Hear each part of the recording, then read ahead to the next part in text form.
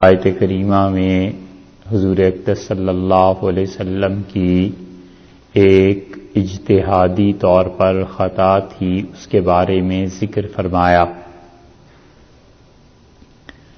اور ہوا یہ تھا کہ منافقین حضرت صلی اللہ علیہ وسلم کے پاس آتے تھے اور آپ سے بہانے بناتے تھے، جھوٹ بولتے تھے، اور یہ چاہتے تھے کہ آپ ان کے جھوٹ کا اعتبار کر کے ان لوگوں کو جانے دیں اور ایک طرح کی انہیں آزادی مل جائے۔ اللہ تعالی نے اس میں اسی چیز کا ذکر کیا ہے، تو کچھ منافقین رسول اللہ صلی اللہ علیہ وسلم کے پاس آئے اور انہوں نے یہ ظاہر کیا کہ انہیں بہت زیادہ مجبوریاں پیش آ رہی ہیں اور وہ جہاد پہ تو جانا چاہتے ہیں لیکن جا نہیں سکتے اپنی مجبوریوں کی وجہ سے، تو رسول اللہ صلی اللہ علیہ وسلم نے انہیں اجازت دے دی کہ وہ مدینہ منورہ میں رہ جائیں۔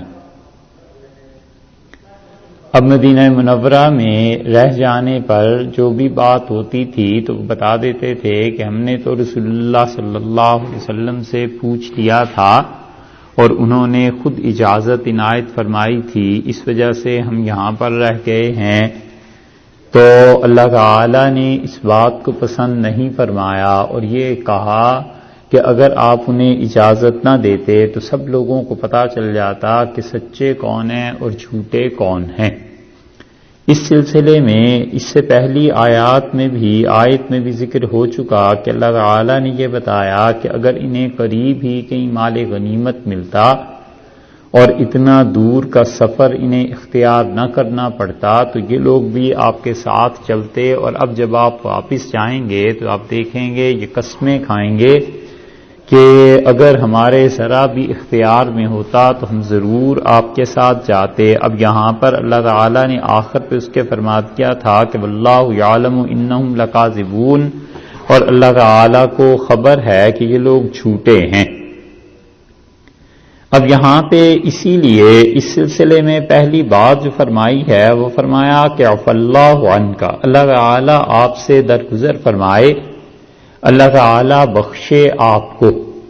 حضرت عمر رضی اللہ عنہ نے اس آیت کو پڑھا اور انہوں نے اس کی تفسیر بیان کی، اور انہوں نے کہا کہ تم نے دنیا میں کسی ایسے کو بھی دیکھا ہے کہ جہاں پر خطا بیان کرنے سے پہلے ہی اس کی معافی ہو جائے؟ تو مطلب یہ تھا کہ رسول اللہ صلی اللہ علیہ وسلم اللہ تعالیٰ کو اتنے عزیز تھے، اللہ کو اتنے اچھے لگتے تھے، اللہ تعالیٰ کو اپنے نبی صلی اللہ علیہ وسلم کے ساتھ ایسی محبت تھی کہ جو اصل بات ہے وہ بعد میں بیان کی، اور یہ کہا کہ لما اذنت لہم، آپ نے انہیں اجازت کیوں دی کہ جنگ میں شریک نہ ہوں اور اپنے ملک میں ہی ٹھہر جائیں؟ آپ کو یہ اجازت نہیں دینی چاہیے تھی، کہنا تو یہ تھا۔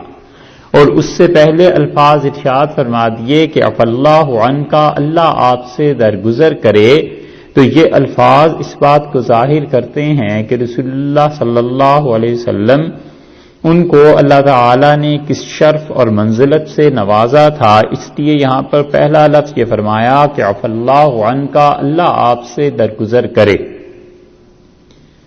متعدد مرتبہ یہ مسئلہ پچھلی آیات میں بیان ہو چکا کہ انبیاء علیہ الصلوۃ والسلام سے اجتہادی طور پر خطا ہو سکتی ہے، جیسے کہ سورہ مائدہ میں بھی گزرا تھا کہ اللہ تعالیٰ نے وہاں بھی فرمایا تھا کہ آپ اللہ سے معافی مانگیے، اور آپ یہ جو چور ہیں ان کے لیے بحث مت کیجیے، اور یہاں بھی اللہ تعالیٰ نے ایسی دو چیزیں ارشاد فرمائی ہیں سورہ توبہ میں، اور پہلا وہ مقام یہ ہے کہ رسول اللہ صلی اللہ علیہ وسلم نے اپنے اجتہاد سے گویا اس بات کو قرار دیا کہ اجتہاد ایسا ہو گیا کہ بالکل ٹھیک ہے، آپ یہ کر سکتے ہیں کہ آپ حضرت صلی اللہ علیہ وسلم نے گویا اجتہاد میں ان کو یہ اجازت دے دی کہ تم لوگ اگر اپنے گھر پر ٹھہرو تو تم یہ کر سکتے ہو۔ اللہ تعالی نے اس پر یہ اظہار فرما دیا کہ ایسے نہیں ہونا چاہیے تھا۔ اس سے پہلی بات تو یہی ثابت ہو گئی کہ اجتہاد انبیاء علیہ الصلوۃ والسلام سے اس میں بھی خطا ہو سکتی ہے، اور دوسری بات یہ ہے کہ ان حضرات کو اس اجتہادی خطا پر قائم نہیں رہنے دیا جاتا، کیونکہ اگر انبیاء علیہ السلام کو ان کی اجتہادی خطا پر قائم رہنے دیا جائے تو اس کا مطلب ہے کہ باقی آنے والی امت کے لیے تو وہ سنت بن گئی۔ اب اس سے ہمیں معلوم ہوا کہ ہر آدمی جو عذر پیش کرتا ہے ضروری نہیں ہے کہ اس کا عذر مان لیا جائے، بلکہ اس کی تربیت اور اصلاح کے لیے انسان کو یہ بھی تحقیق کر لینی چاہیے کہ یہ عذر صحیح بھی ہے یا نہیں۔ لوگوں کی قسمیں ہوا کرتی ہیں، مثلا ایک قسم ایسی ہے جس کی تربیت آپ کے ذمے ضروری ہے، واجب ہے، اولاد ہے، یہ شیخ ہیں، اس کے مرید ہیں، یہ سارے تعلقات ایسے ہوتے ہیں، ماں ہے اس کے ذمے ایسے چیزیں ہیں کہ اس کے لیے اپنی اولاد کی تربیت یہ ضروری ہے۔ تو اب یہ ضروری ہے اس میں کہ وہ جب اولاد عذر کوئی پیش کرے تو اس عذر کی تنقید کر لی جائے، اس عذر کو دیکھ لیا جائے کہ یہ جو معذرت اور اس کا بہانہ بنا رہا ہے یہ صحیح بھی ہے یا نہیں، کیونکہ رسول اللہ صلی اللہ علیہ وسلم نے یہاں تحقیق نہیں کی۔ جب نہیں کی تو اللہ تعالی کی طرف سے عتاب آیا۔ عتاب کا مطلب یہ ہے، اس لفظ کا مطلب یہ ہے عتاب کا کہ محبت کے ساتھ ڈانٹ، اپنے محبوب پر عتاب ہوتا ہے، یعنی اس نے جو کچھ کیا ہو اس سے ایک طرح سے شکایت یا ڈانٹ بھی ہوتی ہے اپنے محبوب کو، اور یہ نہیں ہے کہ اسے چھوڑ دینا ہے، بلکہ تنبیہ، ایک محبت کا شکوہ، ایک تعلق کی وجہ سے کوئی بات کہنا کہ آپ نے ایسی بات کیوں کر دی۔ بس اسی طرح یہ بھی ایک شکوہ ہے اللہ تعالی کی طرف سے اپنے محبوب صلی اللہ علیہ وسلم کے لیے کہ آپ نے ایسی بات کیوں کر دی، لما اذنت لہم، آپ نے ان لوگوں کو کیوں اجازت دے دی۔ مطلب یہ ہے کہ اس پہ بحث تنقید کر لینی چاہیے تھی کہ واقعی ان کے پاس عذر ہے بھی یا نہیں۔ اور اسی کا دوسرا پہلو یہ ہے کہ بعض اوقات لوگ آتے ہیں اور ان سے کوئی زیادہ کلام نہیں ہوتا، زیادہ بات نہیں ہوتی، اور زیادہ ان سے تحقیق کی ضرورت بھی نہیں ہوتی، عام مسلمان جیسے ہوتے ہیں، تو جیسے کوئی بیان کرے بس چپ کر کے مان لینا چاہیے۔ ایسے معاملات میں جہاں ان کی بات ماننے سے کوئی حرج بھی نہیں ہے، کوئی نقصان بھی نہیں ہے، اور کوئی اس کے ساتھ ساتھ اپنا ان سے کوئی تربیت کا تعلق بھی نہیں ہے، وہاں مان لینے میں کوئی حرج نہیں ہے، وہاں لوگوں کی بات سن لینی چاہیے، ان کی معذرت قبول کر لینی چاہیے۔ لیکن جہاں تربیت کا تعلق ہوتا ہے وہاں چاہیے کہ انسان اس بہانے کو بھی ذرا سا پوچھ لے کہ بھئی یہ جو تم کہہ رہے ہو آخر کس بنیاد پر کہہ رہے۔ تو اللہ تعالی نے یہاں پر عتاب سے پہلے عفو فرما دیا، معافی کے الفاظ پہلے آ گئے اور اصل بات بعد میں بیان کی، اور فرمایا کہ لما اذنت لہم، آپ نے ان لوگوں کو کیوں اجازت دے دی کہ یہ جہاد میں شرکت نہ کریں اور اپنے گھر پر بیٹھے رہیں، حتیٰ یہاں تک کہ یتبین، کیا ہوتا؟ حتیٰ جب تک کہ یتبین لک، آپ کے لیے معلوم نہ ہو جاتا، بینا کسی چیز کا واضح کرنا، کسی چیز کا کھول دینا، یتبین یہاں تک کہ بیان ہو جاتا، لکا آپ کے واسطے یہ بات بیان ہو جاتی، الذین صدقوا، کون سے لوگ ہیں ایسے جنہوں نے سچ کہا، وتعلم الکاذبین، اور آپ ان کو بھی جان لیتے جو لوگ جھوٹے تھے، حق اور باطل میں تمیز ہو جاتی، منافقین میں وہ لوگ جو بغیر کسی وجہ کے وہاں پر رہ گئے ہیں ان کا جھوٹ کھل جاتا، اور یہ آپ کے بعد یہ نہ کہہ سکتے کہ ہم تو رسول اللہ صلی اللہ علیہ وسلم کی اجازت سے رہے ہیں، بلکہ ان لوگوں کی غیر سنجیدگی واضح ہو جاتی، وتعلم الکاذبین، آپ کو پتہ چل جاتا کہ کون جھوٹے ہیں یعنی منافق، حتیٰ یتبین لک الذین صدقوا، اور وہ لوگ جو سچے ہیں، تو سچے ہونے کا مطلب یہ ہو گیا کہ کچھ لوگ واقعی اپنے عذر کی وجہ سے ٹھہرنا چاہتے تھے مدینہ منورہ،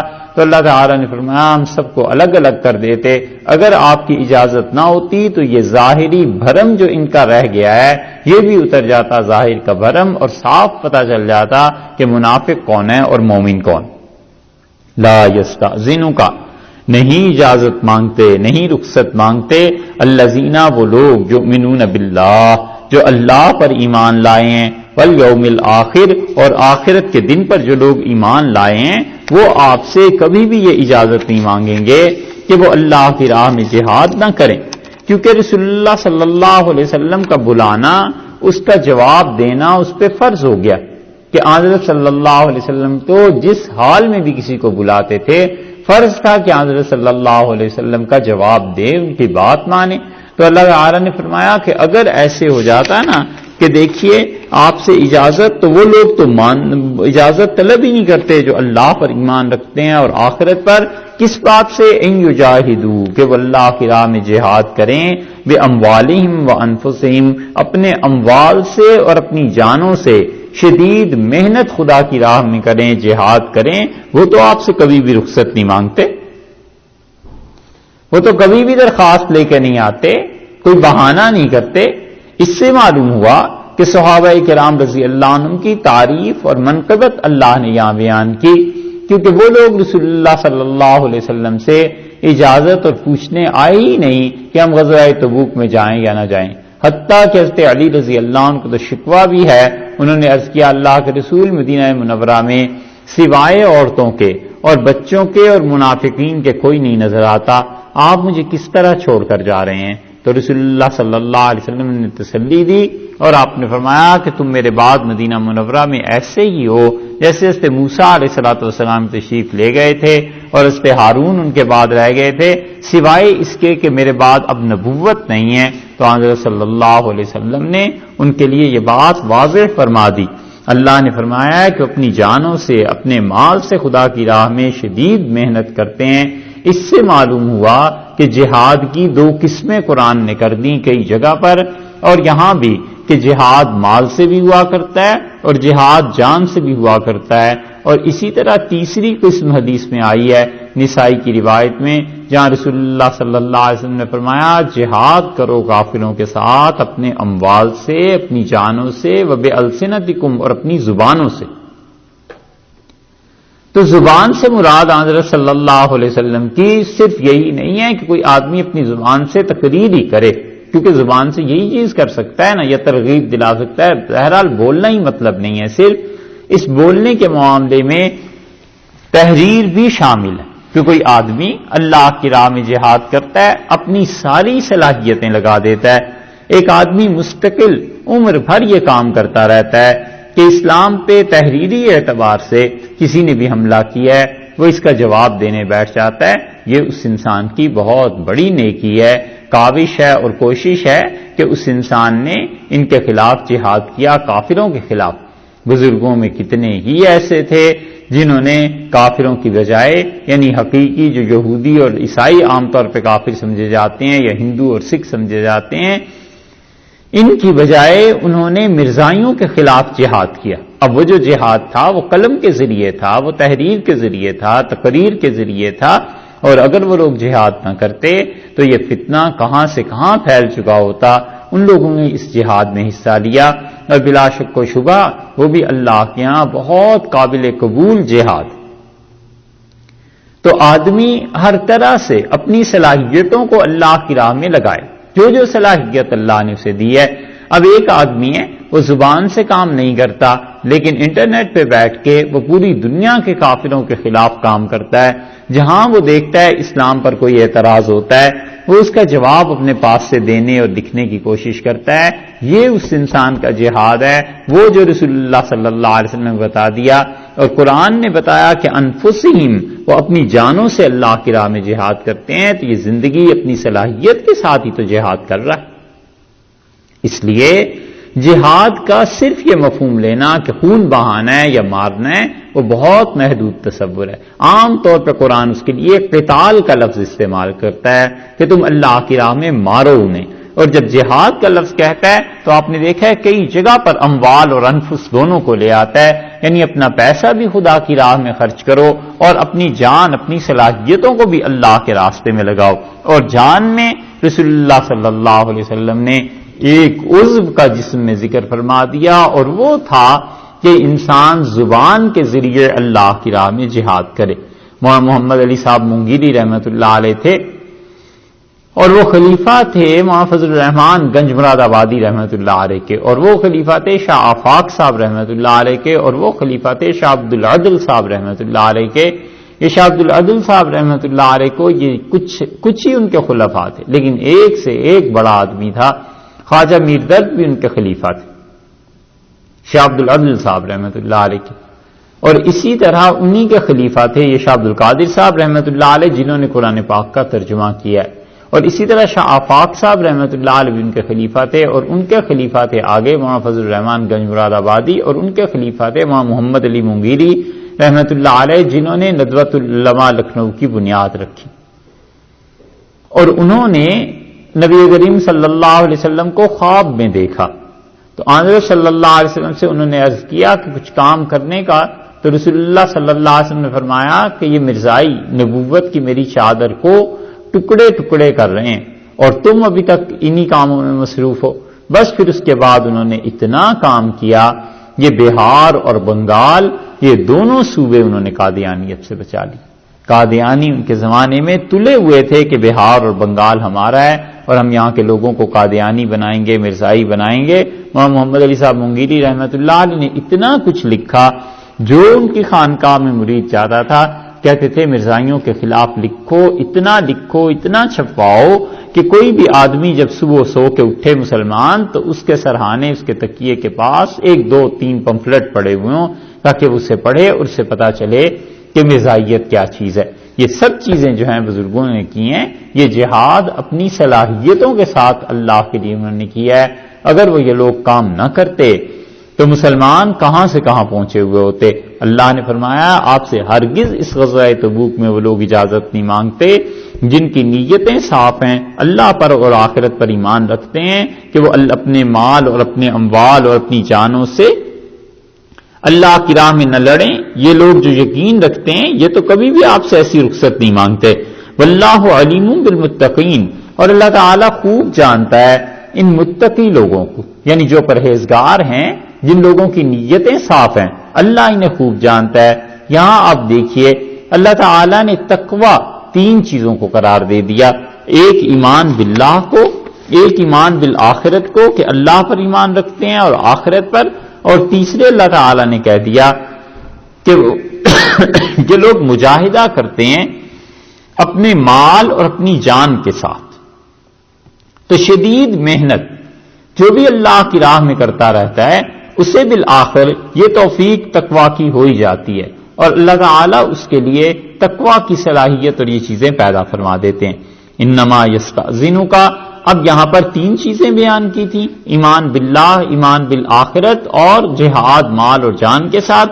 اب دیکھیے اس آیت میں کیا ہے، اس میں اللہ تعالیٰ نے ان چیزوں کی نفی فرما دی کہ انما یستأذنک، آپ سے اجازت طلب کرتے ہیں پیچھے رہ جانے کی، جہاد میں نہ شرکت کرنے کی رخصت وہی لوگ مانگتے ہیں لا یؤمنون باللہ، جو اللہ پر ایمان نہیں رکھتے، 1 والیوم الآخر، اور آخرت پر ایمان نہیں رکھتے، 2 وارتابت قلوبہم، اور ان کے دل جو ہیں وہ شک میں پڑے ہوئے ہیں، یہ شک کا مرض انہیں لگ گیا ہے۔ جن لوگوں میں یہ 3 چیزیں ہیں وہ لوگ آپ سے کہتے ہیں کہ جہاد نہ کریں، ٹھہر جائیں، رخصت لے لیں، اور جن میں یہ 3 چیزیں نہیں ہیں وہ لوگ کبھی بھی اجازت نہیں مانگتے۔ یہ کفر کی 3 حرکتوں کا بتا دیا کہ اللہ تعالیٰ پر، آخرت پر، اور اسی طرح ان کے دلوں میں شک کا مرض ہے۔ جب شک کا مرض ہوتا ہے تو پھر انسان زیادہ محنت نہیں کر سکتا۔ جس چیز کے بارے میں بھی انسان کو شک ہو جاتا ہے، انسان اپنے جان اور مال کو اس چیز پہ نہیں لگاتا۔ مثلا کسی انسان کو یہ شبہ ہو جائے کہ پتہ نہیں اس جاب میں پیسے ملیں گے یا نہیں ملیں گے، تو وہ دل لگا کے کام نہیں کرتا، اور جب یقینی پتا ہو کہ اس جاب کے بعد مجھے اس کی اجرت ملنی ہے تو انسان طبعی طور پہ اس کام کو اچھی طرح سنوار کے کرتا ہے۔ جتنا زیادہ اس پہ ملنا ہوتا ہے اتنا ہی سنوار کے کام کرتا ہے اچھی طرح سے۔ تو انہیں اللہ نے فرمایا کہ ورتابت قلوبہم، ان کے دل جو ہیں یہ شک کے مریض ہیں، شک میں پڑے ہوئے ہیں کہ پتہ نہیں یہ جہاد کر کے کچھ فائدہ بھی ہوگا یا نہیں، اللہ کا حکم بھی ہے یا نہیں، رسول صلی اللہ علیہ وسلم بھی سچے ہیں یا نہیں، علیہ باللہ۔ اور پھر حالت یہ ہے کہ فہم فی ریبہم، یہ لوگ اپنے شک میں منافق یترددون، تردد میں۔ تردد جو ہے اس سے معلوم ہوا کہ تردد جو ہے اصل میں رد کرنے سے ہے نا، لوٹنے سے۔ تو آدمی کسی جگہ پر ایک تو جاتا ہے اور کہیں جا کر لوٹتا ہے، دونوں باتوں میں فرق ہو گیا نا۔ کہتے ہیں کہ آپ لندن گئے اور کہتے ہیں کہ میرا بھائی لندن سے لوٹ آیا، تو لوٹنے کا مطلب یہ ہے کہ پہلے وہ گیا تھا پھر وہ واپس ہوا ہے. تو تردد کسی کام میں ہونے کا مطلب یہ ہے کہ وہ آدمی اس دائرے میں، اس سرکل میں سرگرداں رہتا ہے. وہ آتا ہے پھر جاتا ہے، پھر آتا ہے پھر جاتا ہے. کہتا ہے نا آدمی کہ مجھے اس کام کے بارے میں تردد ہے. تردد کا مطلب یہ کہ میں شک میں پڑا ہوں کہ کروں نہ کروں، کروں نہ کروں، کئی بار سوچتا ہوں کر لوں، کئی بار سوچتا ہوں نہ کروں. یہ ہے نا تردد. اللہ نے فرمایا کہ وہ اپنی بات میں فی ریبین یترددون، اپنے شکوک میں کیا کر رہے ہیں؟ لوٹ رہے ہیں. تو جو شک تھا وہ تو تھا کفر، کیونکہ اللہ پر ایمان نہیں، آخرت پر ایمان نہیں، دلوں میں شک ہے. تو اللہ تعالی نے بتا دیا کہ اللہ اور آخرت پر ایمان نہیں ہے تو کافر ہوئے. اپنے کفر میں مسلسل لوٹ رہے ہیں، حیران پریشان کہ کیا کریں، نکلیں نہ نکلیں، جائیں یا نہ جائیں. اسی لیے پھر آ کر بہانہ کیا کیا کہ رسول اللہ صلی اللہ علیہ وسلم سے اجازت مانگ لی کہ آپ اگر اجازت دے دیں تو ہم مدینہ منورہ میں ہی رہ جائیں. ان آیات سے کو پڑھ کے اندازہ یہ بھی ہو سکتا ہے کسی انسان کو، یا شبے میں پڑ سکتا ہے کہ رسول اللہ صلی اللہ علیہ وسلم کسی آدمی کو اپنی مجلس میں یا جب تک اپنے ساتھ رکھنا چاہیں وہ رکھ سکتے تھے. یہ بات تو درست ہے، لیکن اس سے اگلی بات کہ وہ آدمی اجازت لے سکتا تھا یا نہیں لے سکتا تھا. ان آیات سے پتا چلتا ہے کہ اللہ تعالی نے فرمایا کہ بس آپ سے کوئی اجازت نہیں مانگتا سوائے اس کے جو منافق ہے، اللہ پہ ایمان نہیں، آخرت پہ ایمان نہیں ہے، یہ لوگ اجازت مانگتے ہیں. مفسرین کہتے ہیں کہ ایک تو یہ آیات جو ہیں جہاد کے ساتھ مخصوص ہیں، عام حالات کے لیے اجازت نہیں مانگ رہے، بلکہ وہ مانگ رہے ہیں اجازت اس کی کہ غزوہ تبوک میں پیچھے رہ جائیں اور جہاد نہ کریں. تو یہ تو بات اپنی جگہ درست ہے. صحابہ کرام رضی اللہ عنہ تو کبھی جہاد میں پیچھے نہیں رہے، قتال میں وہ کبھی پیچھے نہیں رہے، انہوں نے تو کبھی اجازت نہیں مانگی. اس اعتبار سے یہ آیت اپنی جگہ پر درست ہے، پوری ہے. اور ایک چیز یہ ہے کہ عام زندگی کے حالات میں رسول اللہ صلی اللہ علیہ وسلم کی مجلس میں بیٹھنا، حضرت صلی اللہ علیہ وسلم کا بلانا اور کسی کا آپ کے بلانے پر آنا یا نہ آنا، یہ کیا چیز ہے؟ اس کو اللہ تعالی نے ایک اور جگہ بیان فرمایا ہے. 18ویں پارے میں آپ دیکھیں سورہ نور کو، سورہ النور 18واں پارہ ہے.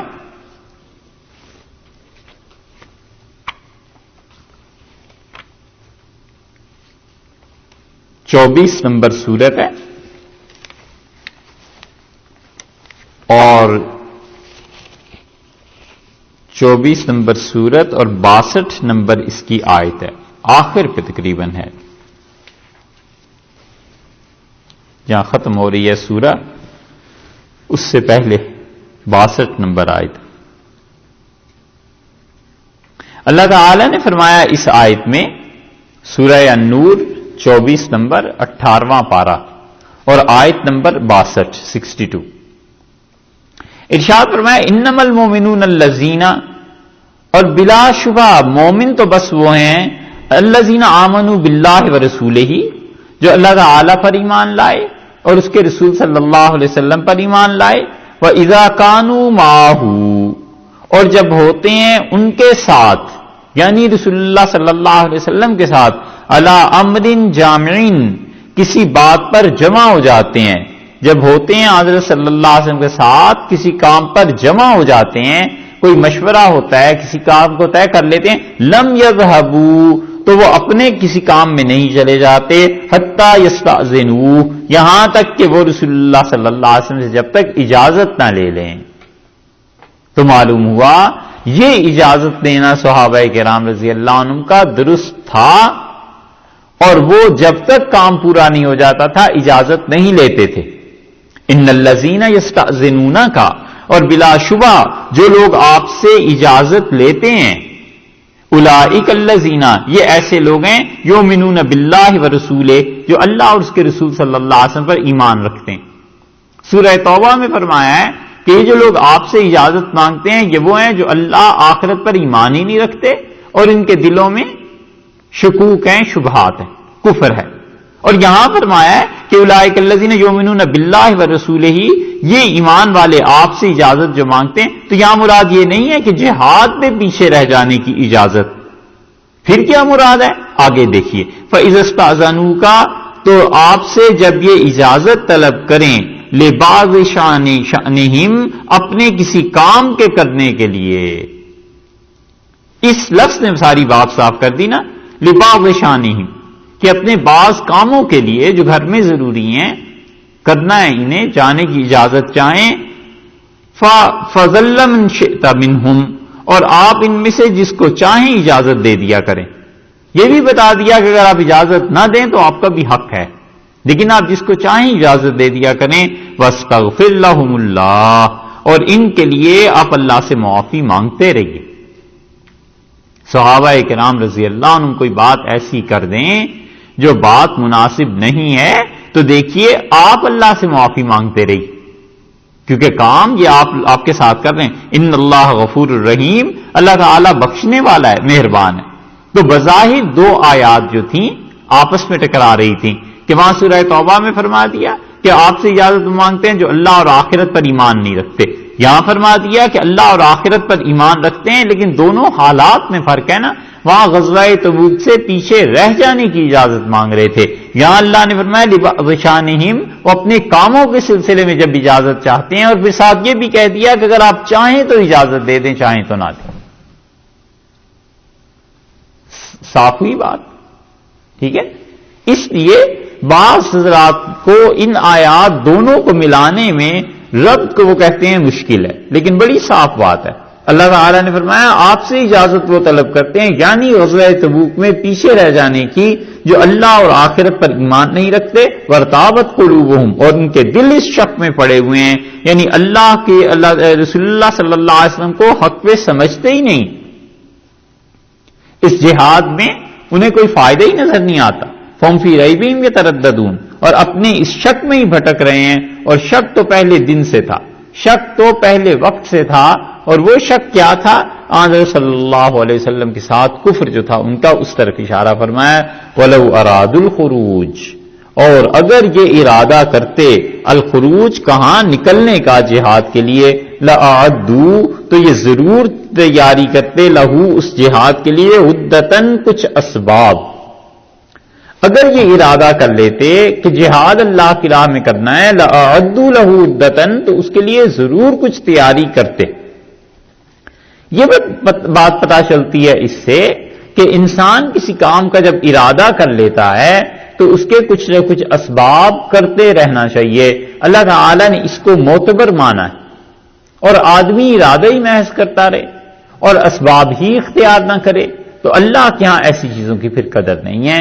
اس لیے اللہ تعالیٰ نے فرمایا کہ وَلَوْ أَرَادُوا الْخُرُوجَ لَأَعَدُّوا لَهُ عُدَّةً، اور اگر یہ ارادہ رکھتے اس بات کا کہ یہ اللہ کی راہ میں نکلیں گے، اگر چاہتے نکلنا تو تیار کرتے کچھ اسباب، اس کے کچھ نہ کچھ تو کرتے نا. انہوں نے تو کچھ کیا ہی نہیں. اس سے معلوم ہوتا ہے کہ جتنے بھی نیکی کے کام انسان کرنا چاہتا ہے اس کے اسباب، وسائل، یہ چیزیں کچھ نہ کچھ کرے. اور اگر نہیں کرے گا تو نتیجہ اس کا یہ نکلے گا کہ یہ انسان کرنے والوں میں شمار نہیں کیا جائے گا. ایک آدمی کہتا ہے جی میرا تو روز چاہتا ہے کہ میں تہجد پڑھوں، فجر کی نماز پڑھا کروں. اس سے پوچھے آدمی کہ کام کتنا کیا، کیا یہ اہتمام کیا تھا کہ جلدی سو جانا چاہیے، عشاء کے بعد نہ دیر تک جاگا جائے، کیونکہ پتا ہے کہ میری نیند 6 گھنٹے 8 گھنٹے ہے اور میں اس لیے جلدی سوؤں تاکہ جلدی صبح اٹھوں. اور یہ ارادہ اگر کیا تھا تو الارم بھی گھڑی کو لگا لیا تھا یا نہیں؟ کسی کو کہہ بھی دیا تھا کہ نہیں کہ مجھے جگا دینا؟ یہ الغرض ساری چیزیں ایسی ہیں جن چیزوں سے ثابت ہوتا ہے کہ یہ انسان ایک کام کرنا چاہتا ہے. اب محض تمنا کرتا رہے اور کام کرنے کی کوئی ہو ہی نہ کہ بس ٹھیک ہے ایسے کر لیں گے، تو یہ چیزیں تو نہیں ہیں. اسی لیے اللہ تعالی نے فرمایا ہے کہ ان کا سرے سے ارادہ ہی نہیں تھا. ارادہ اگر ہوتا تو اس پر کچھ آثار مرتب ہونے چاہیے تھے جس سے پتا چلے کہ اس کا ارادہ ہے. ایک آدمی کہتا ہے کہ میرا ارادہ ہو رہا ہے حج کرنے کا، تو بس ٹھیک ہے، لیکن اب جب پیسے ہیں اس کے پاس اور جب جمع کرانے ہیں پھر متردد ہو جائے کہ بس دیکھتا ہوں سوچتا ہوں، تو اس کا مطلب ہے کوئی ارادہ ایسا تھا ہی نہیں خاص، بس صرف بات ہی تھی. اس لیے ارادہ جن کاموں کا کرتا ہے کوئی آدمی، ان کے لیے اسباب اور وسائل بھی آدمی مہیا کرتا ہے. سوچنے کے، فکر کرنے کے 2 انداز ہوتے ہیں. ایک بات تو یہ ہوتی ہے کہ انسان کو جب کوئی مشکل بڑا کام پیش آ جائے تو وہ سنتے ہی کہہ دیتا ہے کہ یہ کام نہیں ہو سکتا. اور کچھ لوگ ایسے ہوتے ہیں جو کام مشکل پیش آ جائے تو وہ اس کو سوچنا پہلے تو یہ ہوتا ہے ٹھیک ہے کہ کرنا ہے یا نہیں کرنا، لیکن پھر وہ اس اینگل سے سوچنا شروع کرتے ہیں کہ کام تو یہ کرنا ہے لیکن کس طرح کرنا ہے. تو اگر کوئی آدمی یہ سوچ لے کہ کرنا ہی نہیں ہے، ہو ہی نہیں سکتا، تو پھر تو اسی سائڈ کا سوچے گا. اور اگر کوئی باہمت آدمی یہ سوچے کہ کام تو پھر کرنا ہی ہے، تو پھر وہ اس کے لیے اسباب اور وسائل کو تلاش کرے گا کہ مجھے یہ کام کیسے کرنا ہے. ایک آدمی رمضان آیا، اب وہ کوئی کہتا ہے اس سے کہ 2 مرتبہ قرآن پاک پڑھنا ہے رمضان میں، وہ کہتا ہے میں تو پڑھ ہی نہیں سکتا. تو نتیجہ یہ کہ وہ رکاوٹیں سوچے گا کہ کیا کیا چیزیں میرے ساتھ رکاوٹ ہیں. اور ایک آدمی کہتا ہے کہ یہ کام تو کرنا ہی ہے بھائی، اس سال تو انشاءاللہ یہ کریں گے ہی کریں گے. اب وہ سوچنا دوسرے اینگل سے شروع کرتا ہے کہ میں کیسے اس کام کو کروں، اور پھر سوچتا ہے کہ جو رکاوٹ اس میں پیش آئے گی اسے میں نے کیسے ہٹانا ہے. یہ سوچ کے 2 انداز ہیں. اور باہمت لوگ جب کوئی کام کرنا چاہتے ہیں وہ دوسرے انداز سے سوچتے ہیں، پہلے متعین کر لیتے ہیں کہ کام کرنا نہ کرنا، اور اس کے بعد وہ اس انداز سے سوچتے ہیں کہ بھئی کام تو کرنا ہی کرنا ہے، اب دیکھو اس میں اسباب وسائل اور ذرائع کیا ہوں گے. اللہ تعالیٰ نے اس لیے ان پر نکیر فرمائی ہے کہ اگر ان کا ارادہ ہوتا تبوک میں نکلنے کا تو جہاد کا کچھ نہ کچھ تو سامان کرتے، بجائے اس کے سامان کرتے آخر رسول اللہ صلی اللہ علیہ وسلم سے بہانے کر رہے ہیں. اور کیا کیا بہانے کرتے تھے قرآن نے آگے وہ بھی بتایا.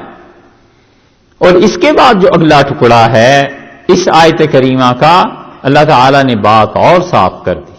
اللہ نے فرمایا ہے یہ بات نہیں ہے ولیکن کرہ اللہ، اور لیکن اللہ کو یہ ناپسند ہوا، اللہ خوش نہیں ہوا اس بات سے، ہم بعاثہم کہ یہ اٹھیں. انبعاث عربی میں کہتے ہیں اٹھنا، جہاد کے لیے، محنت کے لیے، کسی مشقت کے کام کے لیے. تو ارشاد فرمایا ولیکن کرہ اللہ ہم بعاثہم، اللہ کو ان کے لیے جہاد کے لیے اٹھنا ہی ناپسند تھا. فثبتہم، سو اللہ نے انہیں بٹھا دیا. وقیلا، اور اللہ تعالی نے فرمایا وقیلا اور حکم ہوا لقعدوا مع القاعدین، بیٹھ جاؤ بیٹھنے والوں کے ساتھ. اللہ ہی کو نفرت تھی کہ میرے راستے میں یہ کام ہی نہ کرے. یہ آیت اس میں اللہ تعالیٰ نے بہت بڑی حقیقت کا بیان کیا ہے کہ الیاذ باللہ بعض ایسے نالائق بھی ہوتے ہیں کہ خدا ان سے نیکی کے کاموں کی توفیق ہی چھین لیتا ہے. اللہ کہتا ہے تمہیں اس کام کی توفیق دینی. ولیکن کرہ اللہ بعاثہم، اللہ تعالیٰ نے کو نفرت تھی اس بات سے، خدا نے خود برا جانا کہ یہ لوگ اٹھیں جہاد کے لیے. فثبتہم، سو اللہ نے انہیں بٹھا دیا. وقیل اقعدوا مع القاعدین، اور اللہ نے کہا جو گھروں میں بیٹھنے والے ہیں ان کے ساتھ تم بھی بیٹھے رہو. یہ دلیل ہے اس کی کہ بہت سے لوگوں کو آپ دیکھیں گے باوجود چاہت کے وہ اپنا پیسہ اللہ کی راہ میں خرچ نہیں کر سکتے، اور باوجود چاہنے کے وہ اپنی صلاحیتیں خدا کے لیے نہیں استعمال کر سکتے. ہوتا یہ ہے کہ انہوں نے اللہ کی کوئی ایسی نافرمانی کر دی ہوتی ہے کہ اللہ ہی کو نفرت ہوتی ہے کہ یہ اس کے دین کے لیے کوئی کام کرے. اللہ تعالیٰ توفیق چھین لیتا ہے. ایک گروہ اور ایک طبقہ آپ کو ایسا مل جائے گا جو لوگ نیکی کا کام کر کے پھر وہ یہ سمجھتے ہیں کہ خدا پہ الیاذ باللہ کوئی احسان کر دیا، تو اللہ تعالیٰ نیکی کی توفیق چھین لیتے ہیں کہ اچھا تمہارا یہ خیال ہے کہ میری خدائی تمہاری وجہ سے چل رہی ہے، اللہ اس سے نیکی کی توفیق چھین لیتا ہے. اس لیے یہ گناہ جو ہے نا کبھی کبھی انسان کو اس درجے میں پہنچا دیتے ہیں. تو ہر آدمی جو اللہ کی راہ میں مال خرچ نہیں کرتا اور ہر آدمی جو اللہ کے دین کے لیے محنت نہیں کرتا، یہ نہیں سوچنا چاہیے کہ اس آدمی کا کوئی ایسا معاملہ ہے. یہ بھی دیکھ لینا چاہیے کہ کہیں ایسے تو نہیں کہ توفیق ہی چھن گئی ہو. اللہ نے توفیق ہی نہیں دی کہ اس مال کو خرچ کرے یا اپنی صلاحیتوں کو خرچ کرے. اللہ ہی کو نفرت ہوتی. اور اسی کی تائید میں وہ حدیث ہے جو ابن قیم رحمۃ اللہ علیہ نے اس میں نقل کی ہے اپنی کتاب میں، اور انہوں نے کہا دعا مانگنے والوں کی 3 قسمیں، مدارج السالکین میں وہ کہتے ہیں اور اغاثۃ اللہفان وغیرہ میں وہ کہتے ہیں کہ ایک قسم ان میں سے ان لوگوں کی ہے جنہیں اللہ تعالی مانگنے سے بھی پہلے دے دیتا ہے،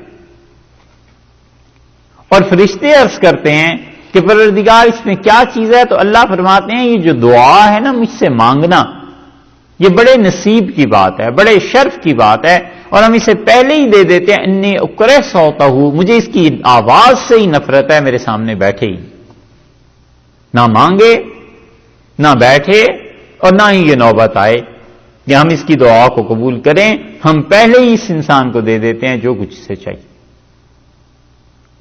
بہت شدید وعید ہے اس چیز میں کہ انسان نیکی کا کام کرتے کرتے کبھی کبھی رک جاتا ہے، تو ایسے تو نہیں کہ اللہ نے کہیں توفیق ہی چھین لی ہو کہ تم آئندہ یہ کام کر ہی نہیں سکتے، بس تم سے یہ کام لینا ہی نہیں۔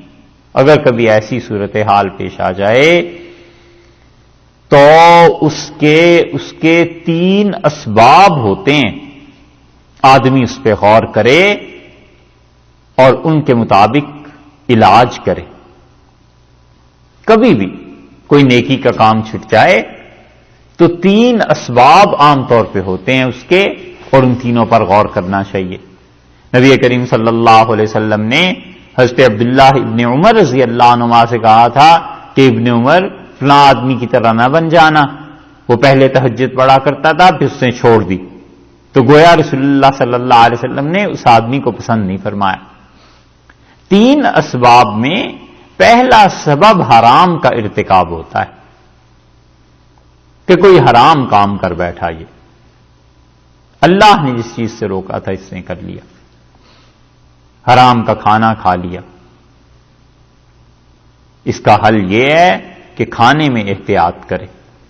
حرام کے پیسے سے جو جسم بنتا ہے اس سے نیکی کے اعمال نہیں ہوتے، اللہ تعالی کو نفرت ہو جاتی ہے حرام سے، ہوتی ہے ہی اللہ کو نفرت، تو نتیجہ یہ کہ وہ آدمی حرام میں پڑ جاتا ہے۔ اس کا حل یہ ہے کہ توبہ کرے، اور کبھی کبھی یہ بھی ہوا کرتا ہے کہ اس انسان کو کبر کی وجہ سے دور کر دیتے ہیں، کسی کا مذاق اڑا دیا، بے دھیانی میں کسی کو حقیر سمجھ لیا، اپنے آپ کو اچھا سمجھ لیا، یہ چیزیں بھی ہو جاتی ہیں۔ تو کبھی ایسے ہو جائے اللہ سے بھی معافی مانگے، اور جس انسان کا حق ضائع اگر کر دیا ہے، اسے کچھ برا بھلا کہہ دیا ہے، اس سے بھی معافی مانگے، اس کا دل خوش رکھے، پھر جا کر کام سنورتا ہے۔ اور کبھی کبھی انسان بددعا میں آ جاتا ہے، ظلم کر بیٹھتا ہے، کسی کے دل سے آہ نکل جاتی ہے، یہ اس کی ساری زندگی ڈبو دیتی ہے۔ یہ بچے جب بڑے ہو رہے ہوتے ہیں نا، 13 سال 14 سال اس عمر میں جب پہنچتے ہیں، تو ان بچوں کو شرارتیں سوجتی ہیں، راہ چلتے پہ آوازیں کس دینا، گھروں کی گھنٹیاں بجانا، اس طرح کی بہت سی چیزیں، کسی پہ پتھر پھینک دینا۔ اس میں حفاظت کرنی چاہیے اپنی اولاد کی، اور یہ بتانا چاہیے کہ کوئی ایسی حرکت نہ کریں جس کی وجہ سے اللہ کی مخلوق کا نقصان ہو جائے، کسی کی اذیت کا سبب نہ بنے۔ آدمی جب شروع سے ہی ایسی تربیت دیتا رہتا ہے نا کہ کسی کو ستانا نہیں ہے، کسی کو تنگ نہیں کرنا، تو بچوں کی عادت اور روش بن جاتی ہے، پھر کسی کو نہیں تنگ کرتے، چھیڑتے نہیں۔ مثلا بچے ہیں کئی مرتبہ، بلکہ وہ کرتے ہی یہی ہیں کہ گلاس اٹھایا پانی پینے کے لیے، کہیں اور لے جا کر رکھ دیں گے پانی پی کے۔ کوئی گھر کی چیز ضرورت کے لیے اٹھائی، چھری اٹھا لی پھل کاٹنے کے لیے، اس کو کہیں اور پھینک دیں گے۔ تربیت کرنے والے لوگ اس بچے کو پہلے دن سے ہی سمجھاتے ہیں کہ بیٹے یہ جہاں سے اٹھائی تھی وہیں رکھ کے آؤ، تو چیک لگ جاتا ہے، بچہ سیکھتا ہے اس چیز کو، اور اسے سمجھانا کہ بیٹے اس کی وجہ سے دوسروں کو تکلیف ہوتی ہے. جب بار بار کہتے رہیں گے کہ دیکھو دوسروں کو مت تکلیف دو، کسی کو تکلیف تم سے نہیں ہونی چاہیے، تو پھر جب شعور میں پختگی آتی ہے تو انسان خود بخود ان چیزوں سے بچتا ہے جن چیزوں کی وجہ سے کسی کو زحمت ہو جائے. یہ کام کرنے کے ہیں تربیت میں. اس لیے جب آدمی کسی کو اذیت پہنچاتا ہے، تکلیف، تو کبھی کبھی اس کے دل سے بددعا نکلتی ہے اور نتیجہ اس کا یہ ہوتا ہے کہ اس انسان سے، اس بچے سے، اس سے نیکی کی توفیق چھن جاتی ہے. اللہ نے فرمایا وَلَٰكِن كَرِهَ اللَّهُ بِعَاثَهُمْ، اللہ کو نفرت ہوئی اس بات سے کہ یہ لوگ کیا کریں، جہاد کے لیے اٹھیں. فَثَبَّتَهُمْ، اللہ نے انہیں بٹھا دیا. وَقِيلَ اقْعُدُوا مَعَ الْقَاعِدِينَ، اور اللہ نے کہا تم بھی بیٹھے رہو بیٹھے رہنے والوں کے ساتھ. یہ بیجا اعتراضات، فضول کے اعتراضات، یہ انسان کو خراب بھی کر دیتے ہیں. بارش ہو رہی تھی اور کوئی صاحب سمندر کے کنارے ٹہل رہے تھے، بڑی شدید گرمی تھی، اور انہوں نے کہا کہ شہر میں اتنی گرمی پڑ رہی ہے وہاں بارش نہیں برساتے اور سمندر پہ بارش ہو رہی ہے، یہ بھی کوئی بات ہے. اور وہ کہتے تھے کہ میری نماز میں خلل پڑ گیا، تہجد تو کیا رہتی باقی، فرض نماز پڑھنا دشوار ہوا. اور میں نے اپنے شیخ سے پوچھا تو وہ چپ رہے. انہوں نے کہا ہوئی ہوگی کوئی بات. اور ایک دن انہوں نے مجھے بلا کے کہا کہ مجھے خواب میں یہ بتایا گیا ہے کہ اس نے ہمارے بارش کے برسانے پر اعتراض کیا تھا اور ارادہ تو یہ تھا کہ ایمان ہی اس کا چھین لیں، مگر رحمت کی کہ ایمان اس کے پاس باقی رہنے دیا اور اعمال اس کے سلب کر لی. تو انہوں نے بتایا اللہ سے معافی مانگو، توبہ کرو، تمہیں آخر کیا اس پہ اعتراض سوجا ہے کہ سمندر پہ بارش برسا رہے ہیں تو شہر میں کیوں نہیں برسا رہے، تو اپنے کام سے کام رکھو. اللہ تعالی کی کئی چیزیں ایسی ہیں، مصلحتیں اور حکمتیں، وہ ذات پاک خود جانتی ہے کہ کیا کرنا ہے. انسان اس چکر میں زیادہ نہ پڑے کہ فلاں کو کیوں ایسے رکھا ہوا ہے، انسان کیوں مر رہے ہیں، لوگوں میں غربت کیوں عام ہو گئی ہے، بیماریاں کیوں نہیں ختم ہو رہی، اللہ تعالیٰ کہاں ہے، مسلمانوں کی مدد نہیں کر رہا. اللہ سب کچھ کر رہا ہے، وہ بہتر جانتا ہے ان چیزوں کو اور حکمت کے ساتھ کرتا ہے. زیادہ اس تردد میں پڑے ہی نہ، اپنے متعلق سوچے کہ میرے ساتھ کیا کر رہے ہیں، بس ان کا شکر ادا کرتا ہے. کیونکہ ایسے سوالات آخر کار اعتراضات پر پہنچ جاتے ہیں اور تعالی شانو پہ اعتراض کرنا اپنے ایمان کو خطرے میں اور کبھی کبھی ایمان سے محروم ہو جانے کا سبب بن جاتا ہے. اس لیے یہاں پہ اللہ نے فرمایا ہے ہم نے ان سے توفیق ہی چھین لی کہ ہماری راہ میں کام ہی نہیں کریں، اور ہم نے کہا بیٹھے رہو بیٹھے رہنے والوں کے ساتھ. یعنی جیسے عورتیں بچے گھر میں بیٹھے ہوئے ہیں، تم بیٹھے رہو. یہ نہیں ہے کہ یہ نہیں نکل سکے، بلکہ ہم نے نکلنے نہیں دیا. یہ نہیں ہے کہ انسان خرچ نہیں کر سکا، ہم نے خرچ کرنے نہیں دیا، ہمیں وہ پیسہ ہی نہیں اچھا لگا. یہ ہے اللہ تعالیٰ کے ہاں سے. لو خرجوا، اور اگر یہ نکلتے جہاد کے لیے منافق، فیکم، تم میں، اگر یہ نکلتے تم میں یعنی تمہارے ساتھ چلے جاتے، ما زادوکم، نہ بڑھاتے کچھ بھی، الا مگر خبالا، خرابی بڑھا دیتے. یہ نکل کے کرتوت کیا کرتے، جہاد میں، لشکر میں خرابی برپا کر دیتے. خام خواہ اعتراضات لوگوں پہ کرنا شروع ہو جاتے، نئی نئی باتیں شروع ہو جاتی. یہ لوگ یہ کرتے. وَلَأَوْضَعُوا، اور اس کے ساتھ ساتھ گھوڑے دوڑاتے ضرور، خلالکم، تمہارے درمیان، یبغونکم الفتنہ، اور بگاڑ کروانے کی تلاش میں، فتنہ پھیلانے کی جستجو میں اپنے گھوڑے دوڑاتے. 3 چیزیں فرمائی ہیں اب تک. ایک تو یہ کہہ دیا کہ اگر یہ منافق جہاد میں جاتے تو سوائے خرابی کے اور کوئی چیز میں اضافہ نہ کرتے، خرابیاں پیدا کرتے، خام خواہ پریشانی کے باعث بنتے، صحابہ کرام رضی اللہ عنہ کو تنگ کرتے. جو کچھ گئے تھے بعض نبی کریم صلی اللہ علیہ وسلم پر اعتراضات علیہ باللہ، وہ آگے آ رہی ہیں آیات، وہ کرتے. غنیمت کی تقسیم پہ اعتراض کرتے، خام خواہ خرابی پیدا کر دیتے. ایک ولا اوغو، یہ جو لام کے بعد الف آیا ہے نا، یہ بعض نسخوں میں آپ دیکھیں گے اس پہ گول دائرہ لگا ہوا ہے۔ یہ جو لام ہے اصل میں یہ لام الف تو پھر اگر پڑھا جائے لا تو لا کے معنی تو ہوئے عربی میں نفی کے، نہیں کے، تو پھر یہ آیت کا ترجمہ تو بننا چاہیے کہ وَلَا أَوْغَوْا خِلَالَكُمْ، اور یہ گھوڑے نہ دوڑاتے، يَبْغُونَكُمُ الْفِتْنَةَ، تمہارے اندر بگاڑ پیدا کرنے کے لیے، فتنہ پیدا کرنے کے لیے گھوڑے نہ دوڑاتے، یعنی اگر جاتے تو، حالانکہ قرآن بالکل اس کے برعکس کہہ رہا ہے۔ تو یہ جو لا ہے اصل میں جو اس کا لام ہے یہ لام ابتدائیہ کہلاتا ہے عربوں کی اصطلاح لغت میں، اور یہ تاکید کے لیے کسی بات کو پکا کرنے کے لیے، اسی لیے الف پر یہ گول سا دائرہ بنا ہوا ہے، تو اس کا مطلب یہ ہے کہ یہ الف کو نہیں پڑھا جائے گا۔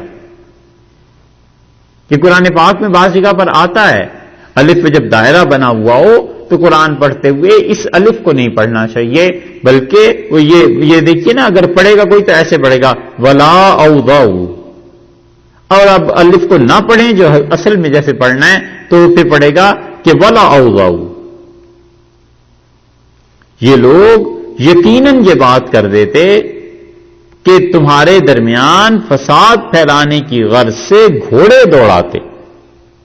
گھوڑے تمہارے اندر دوڑانے کا مطلب یہ ہے کہ یہ لوگ ضرور اس فتنے کو برپا کر دیتے کہ مسلمانوں میں چلو پھرو اور ان کو آپس میں لڑاؤ، ان کو کسی نئی آزمائش میں ڈال دو، ان کو آپس میں بگاڑ پیدا کر کے تباہ کر کے چھوڑو۔ وفیکم، اور تم میں ایسے بھی ہیں، یہ تیسری چیز فرمائی ہے۔ اچھا ہاں، دوسری چیز تو یہ تھی کہ وَلَا أَوْغَوْا خِلَالَكُمْ، کہ تمہارے درمیان گھوڑے دوڑاتے، یہ يَبْغُونَكُمُ الْفِتْنَةَ، اور فتنے کی تلاش کرتے۔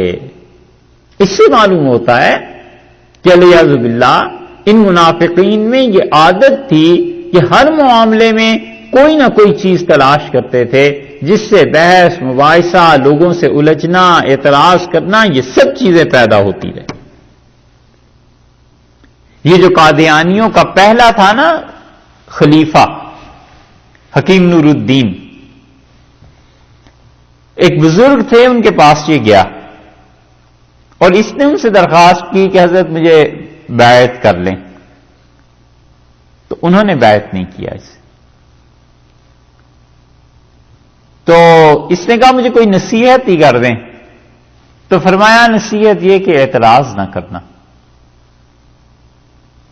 تو جب چلا گیا تو کسی نے پوچھا، وہ بڑے صاحب کشف بزرگ تھے، تو انہوں نے کہا کہ میں نے اسے بیعت نہیں کیا، اور دیکھو یہ ہوگا یہ کہ ایک آدمی پنجاب میں نبوت کا دعویٰ کرے گا اور یہ اس کا خلیفہ بن جائے گا، اور وہاں پر پہنچے گا کیسے، یہ اس پہ کرے گا اعتراض، وہ اس کو دے گا جواب، تو اسی بحث مباحثے میں یہ آخر کار وہاں جا کر پھنس جائے گا۔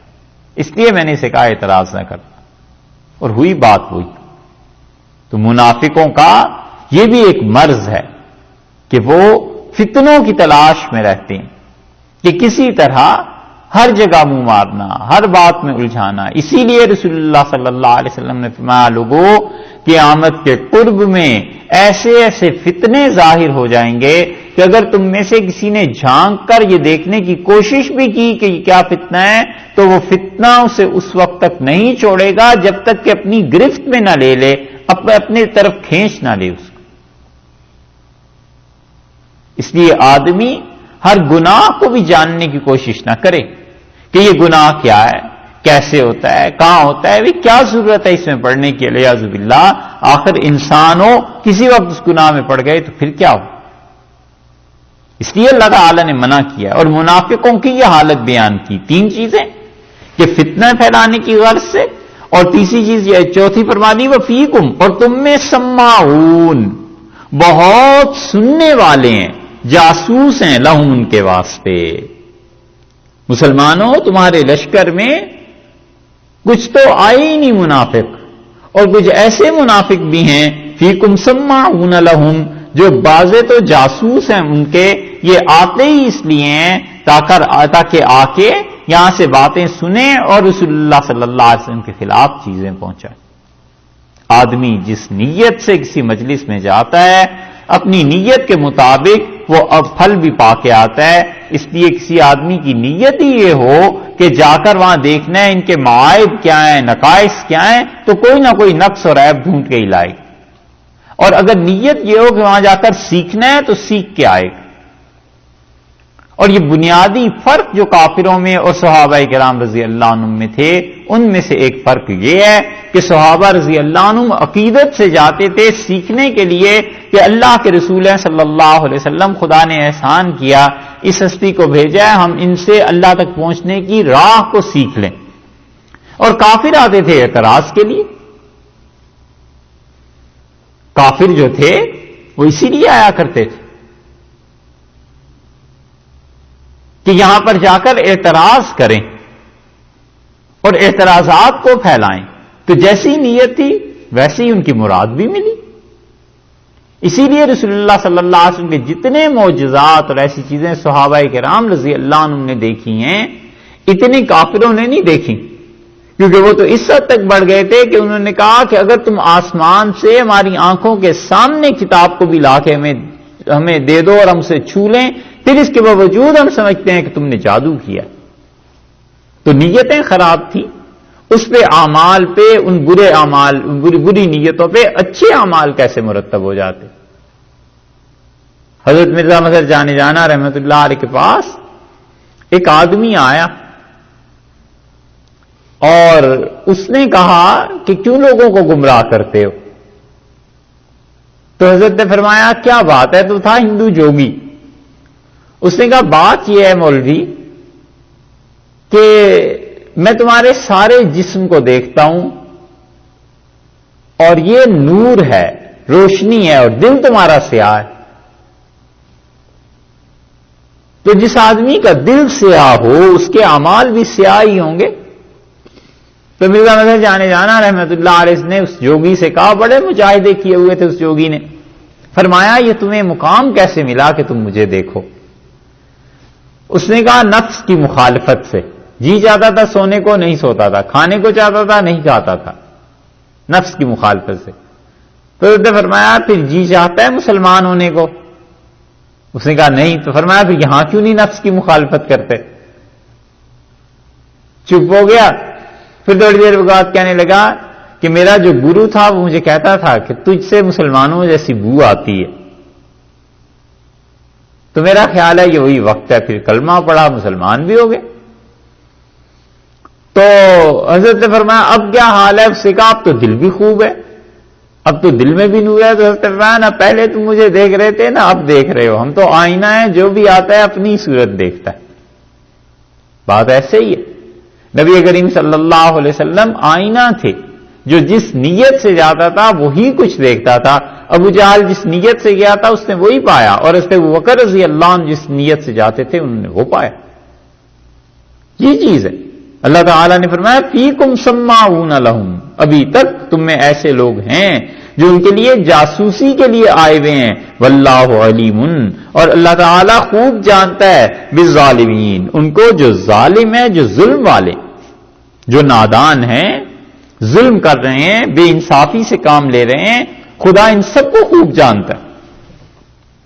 ان منافقوں کے ظلم اور ان کی نیتوں کی خرابی اور ان کا جہاد میں رہ جانے سے بہانے کرنا. دیکھو لَقَدِ ابْتَغَوُا الْفِتْنَةَ مِن قَبْلِ، انہوں نے چاہا تھا الفتنہ بگاڑ، انہوں نے تلاش کی تھی من قبل، اس سے پہلے بگاڑ کی تلاش میں تھے. اس سے مفسرین کہتے ہیں احد مراد ہے کہ احد میں بھی انہوں نے یہی بگاڑ کیا تھا کہ 1000 کا لشکر مدینہ منورہ سے باہر آ گئے اور 300 منافق عبداللہ ابن ابی اپنے ساتھ واپس لے گیا. اس نے کہا ہماری بات نہیں مانی گئی، ہم تو آپ کے ساتھ چلنے کے لیے تیار ہی نہیں ہیں. سورہ آل عمران میں یہ قصہ گزر چکا. یہ ہے قرآن کا اشارہ. اللہ نے فرمایا اس سے پہلے بھی انہوں نے فتنہ چاہا تھا. تبوک میں تو اچھا ہوا یہ تمہارے ساتھ گئے ہی نہیں، احد میں چلے گئے تھے اور آگے جا کر 300 آدمی الگ ہو گئے. جب 300 آدمی الگ ہوئے تو 2 جماعتیں ایسی تھیں جن کا دل اندر سے خوف پڑ گیا اس میں، اور انہوں نے سوچا ہم بھی الگ ہو جائیں۔ اللہ تعالیٰ نے وہاں کہا ہے نا کہ طائفتان، تم میں سے دو گروہ ایسے تھے جو احد کے دن پیچھے ہٹنا چاہتے تھے، واللہ ولیہما، اور اللہ ان دونوں کا دوست۔ اللہ تعالیٰ نے انہیں جما دیا، ثابت قدم رکھا۔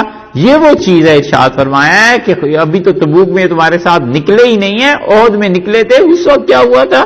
لقد ابتغوا الفتنة من قبل، اس سے پہلے بھی انہوں نے تمہیں آزمائش، تمہیں فتنے میں، مصیبت میں ڈالنا چاہا تھا۔ وقلبوا لك الامور، اور الٹے رہے ہیں آپ کے لیے جو کام انہوں نے کیے ہیں، یہ الٹے کام کرتے رہے، آپ کے کاموں کو کیا کرتے رہے؟ الٹا کرنے کی کوشش کرتے رہے۔ حتی جاء الحق، یہاں تک کہ حق آ پہنچا، سچا وعدہ جو اللہ کا تھا وہ پورا ہوا، اور احد میں اللہ تعالی نے ان کے نکل جانے کے باوجود آپ کو اللہ نے کامیاب فرمایا، اور کافر اپنے مقصد میں کامیاب نہیں ہوئے۔ وظہر امر اللہ وہم کارہون، اور اللہ کا حکم ظاہر ہوا اللہ کا، اور یہ ناخوش رہے۔ ان کا خیال تھا 300 ہم آدمی ہیں اور ہم ہٹ رہے ہیں، جب ہٹ جائیں گے تو مسلمانوں کو احد میں ختم کر دیں گے مشرکین مکہ۔ اللہ نے فرمایا ہے سچی بات پوری ہو کے رہی، وہ تو ہم نے چاہا تھا کہ مسلمانوں کو غلبہ ملے، اور اللہ کا حکم پورا ہوا۔ وہ ہم کارہون، اس وقت بھی انہیں بہت تکلیف تھی، اس وقت بھی یہ منافق جلے بھنے جا رہے تھے اندر سے کہ یہ آخر ہے کیوں مسلمانوں کے ساتھ ایسے۔ ومنہم، اور ان منافقین کے فتنوں میں سے ایک یہ فتنہ، ایک یہ بگاڑ جو انہوں نے کیا تھا احد کے دن، دوسرا بگاڑ سنیے، ومنہم من یقول، اور ان میں سے ایک بگاڑ دیکھتے چلے جائیے کتنے۔ پہلے تو انہوں نے بہانے کیے کہ ہم جہاد میں نہیں جا سکتے اس وجہ سے، اللہ تعالیٰ نے کہا اگر یہ نکل جاتے تو وہاں جا کر بھی یہ ایسی ہی حرکتیں کرتے۔ تیسری چیز فرمائی یہ جاسوس ہیں۔ چوتھی چیز بتا دی کہ دیکھو گھوڑے دوڑاتے ہیں اپنے، اس لیے اگر یہ نکلتے تو اپنے گھوڑے دوڑاتے تاکہ تم میں بگاڑ پیدا کریں۔ پانچویں بات بتا دی کہ اس سے پہلے احد میں ان کا کردار دیکھو کیا رہا ہے۔ اب یہ بات ارشاد فرما دی کہ ومنہم من یقول، اور ان منافقوں میں وہ بھی ہے جو کہتا ہے ذلی، مجھے اجازت دے دیں میں رک جاؤں مدینہ منورہ میں، ولا تفتنی، اور مجھے آپ فتنے میں، آزمائش میں نہ ڈالیں۔ اللہ تعالیٰ اوپر کہہ رہے ہیں کہ فتنہ بگاڑ یہ پیدا کرنے والے ہیں، ٹھیک، اور یہ منافق کہتا ہے کہ مجھے آپ چھوڑ دیں مدینہ منورہ میں، مجھے نہ بگاڑیں۔ ہوا کیا اس منافق کا؟ حدیث میں آیا ہے رسول اللہ صلی اللہ علیہ وسلم کے پاس آیا اور کہنے لگا اللہ کے رسول آپ کو پتہ ہی ہے کہ میں بہت خوبصورت ہوں اور عورتیں میری کمزوری ہیں، تو میں اگر وہاں جاؤں گا تو مشرکین کی عورتیں اگر مجھ پہ مر مٹیں اور مجھ سے انہوں نے کسی گناہ کا تقاضا کیا تو میں تو پھنس جاؤں گا۔ ولا تفتنی، آپ مجھے نہ بگاڑیں، مجھے اس آزمائش میں نہ ڈالیں۔ یہ ہے دماغ۔ اور بعض روایات میں آتا ہے کہ اس نے رسول اللہ صلی اللہ علیہ وسلم سے یہ کہا کہ میں اس معاملے میں صبر کر نہیں سکتا، تو جب میں روم کی ان عیسائی خواتین کو دیکھوں گا تو اپنے پہ قابو پا نہیں سکوں گا، اور میں ڈرتا ہوں کہ گناہ نہ کہیں کر بیٹھوں۔ یعنی وہ گناہ اس سے خیال آ رہا ہے، اور یہ جو گناہ ابھی کر رہا ہے رسول اللہ صلی اللہ علیہ وسلم کی مخالفت کا، جو کفر تک پہنچا رہا ہے، یہ نہیں پتا۔ اللہ تعالیٰ نے فرمایا الا فی الفتنۃ سقطوا، یاد رکھو فی الفتنۃ، یہ تو بگاڑ میں سقطوا، گر گئے، یہ تو گمراہی میں پڑ گئے۔ رسول اللہ صلی اللہ علیہ وسلم کی بات نہ ماننا اور حضرت صلی اللہ علیہ وسلم کی بات پہ بہانے اختیار کرنا، اس سے بڑا فتنہ کیا ہوگا؟ یہ ہے منافقت۔ اور منافق انسان کبھی کبھی یہ کرتا ہے کہ خدا کی اطاعت کے لیے وہ بہانے ڈھونڈ لیتا ہے کہ اگر اطاعت کروں گا یہ مصیبت پیش آ جائے گی، یہ مشکل ہوگی دین کا کام میں، لہذا اس وقت حکم یہی ہے کہ دین کا یہ کام نہ کیا جائے۔ نفس کو بہانے چاہیے ہوتے ہیں نا کہ اس وقت یہ ہو جائے گا، یہ ہو جائے گا، لہذا بہتر یہی ہے کہ میں یہ کام نہ ہی کروں۔ حالانکہ دین کے جو ضروری فرض اور واجب کے درجے کے کام ہوتے ہیں وہ کیسے چھوڑے جا سکتے ہیں؟ یہ جہاد فرض تھا، غزوہ تبوک میں سب کا نکلنا، اور رسول اللہ صلی اللہ علیہ وسلم سے یہ باتیں کر رہا ہے۔ دو باتوں میں فرق ہے، ایک تو یہ ہے کہ فرض اور واجب کے درجے کی چیز ہو اور انسان اس کام میں بہانے تلاش کرے کہ نہ کرے۔ مثلا اس نے جانا ہے نماز کے لیے، فرض ہے اس کے لیے نماز کا پڑھنا، اب بہانے نفس تلاش کرتا ہے کہ اگر تم وضو کرو گے تو پھر تمہیں اتنی تکلیف ہوگی، پھر بخار ہو جائے گا، پھر سارا دن ایسے ہی ہوگے، تو پھر جو تم کام کم کرو گے تو حرام کا رزق کھاؤ گے، آخر وہ بھی تو حلال ضروری ہے نا، تو اس لیے ٹھنڈے پانی سے وضو کرنا ہی نہیں، پھر تمہیں زکام ہو جائے گا، پھر تمہیں چھینکیں آتی رہیں گی، تو دیکھو اپنی جان کا بھی تو اللہ نے حق رکھا ہی ہے۔ یہ سارے بہانے نفس بتا رہا ہے اللہ کی فرض اطاعت کو روکنے کے لیے، اس کو شریعت کہتی ہے یہ منع ہے۔ اور کبھی کبھی اس کے بالکل برعکس پیش آتا ہے، اور وہ یہ ہے کہ بہت سے کام جو حرام کے درجے کے ہوا کرتے ہیں اس سے مکروہ کام کا کر لینا بہتر ہے، کہ مکروہ کام اگر حرام کام سے روکتا ہو اور مکروہ سے گزارا ہو سکے تو فقہا نے لکھا ہے مکروہ میں پڑ جائے، حرام میں نہ پڑے۔ ویسے تو الیاذ باللہ خدا سب سے ہی بچائے، لیکن کسی مصیبت میں آدمی پڑ ہی جائے تو پھر کیا کرے؟ پھر وہ فقہا کہتے ہیں احون البلیتین، دو گناہوں میں جو کم درجے کا گناہ ہے وہ اختیار کرے۔ اور اس کی دلیل وہ بھی ہے جو شیخ الاسلام ابن تیمیہ رحمۃ اللہ علیہ نے کہی، اور وہ یہ تھی کہ وہ نماز پڑھ کے جب نکلے تو کچھ تاتاری فوجی تھے، وہ بیٹھے شراب پی رہے تھے، تو شیخ گزر گئے۔ ابن قیم رحمۃ اللہ علیہ کہتے ہیں ہمیں بڑا تعجب ہوا کہ شیخ تو برداشت نہیں کرتے تھے ایسی باتیں، وہ تو اللہ کے لیے صاف بات کہتے تھے۔ تو ہم نے شیخ سے کہا کہ آپ نے ان تاتاریوں کو چھوڑ دیا اور شراب پہ کچھ تنقید نہیں کی؟ انہوں نے کہا اگر میں انہیں منع کرتا شراب سے تو یہ کسی بازار میں گلی محلے میں چلے جاتے اور وہاں جا کے مسلمانوں کو قتل کرنے لگتے، تو یہ ان کا شراب پینا یہ ان کو قتل سے باز رکھے ہوئے ہے، محفوظ رکھے ہوئے ہے، لگے رہے اپنے کام میں، کم سے کم قتل سے تو بچے رہیں گے۔ حجاج ابن یوسف نے کسی بزرگ سے پوچھا کہ میرے لیے کوئی عبادت تجویز کریں، سب سے اچھی عبادت تو وہ کرتا رہوں، تو انہوں نے کہا تمہارے لیے سب سے اچھی عبادت یہ ہے کہ سوتے رہا کرو۔ اس نے کہا میں سوتا رہوں، یہ کون سی عبادت ہے؟ انہوں نے کہا جتنے دن سوتے رہو گے لوگ تمہاری تلوار سے محفوظ رہیں گے، اس لیے یہ سب سے اچھی عبادت ہے تمہاری۔ تو یہ ہوا کرتے ہیں، لیکن ان چیزوں کا فیصلہ اس کے لیے بڑا علم چاہیے، تقویٰ چاہیے، اللہ کے ساتھ تعلق چاہیے، پھر جا کر انسان کئی ان چیزوں میں پڑتا ہے۔ نبی کریم صلی اللہ علیہ وسلم کے سامنے ایک آدمی سونا لے کے آیا تھا اور آپ نے اس کو قبول کرنے سے انکار فرما دیا، اور آپ نے کہا اگر میں اس سے سونا آج خیرات میں لے لوں تو کل یہ بیٹھ کے چوراہے پہ بھیک مانگنے لگ جائے گا۔ تو کیوں رسول اللہ صلی اللہ علیہ وسلم سے خیرات سے روکا؟ اس وجہ سے روک دیا کہ معلوم تھا اس کے حالات ایسے ہیں کہ یہ سونے کے بعد اس کا دل کا اطمینان قرار باقی نہیں رہے گا اور مانگنے کی حرام کام میں پڑ جائے گا، تو منع کر دیا کہ یہ نیکی نہ کرو جو فرض اور واجب کے درجے کی نہیں ہے، تاکہ تم حرام کام سے بچے رہو۔